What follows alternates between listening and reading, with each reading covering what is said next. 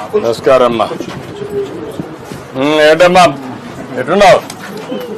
బాగున్నావా? పల్ల పల్ల పల్ల పల్ల బాగున్నావా? సుభాషిణి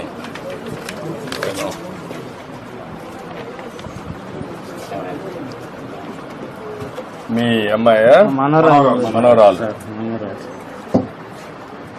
వాళ్ళ తండ్రి వెళ్ళిపోయాడు సార్. ఇల్లు వదిలిపెట్టి వెళ్ళిపోయాడు కదా. ఇద్దరు పుట్టినాక వెళ్ళిపోయాడు.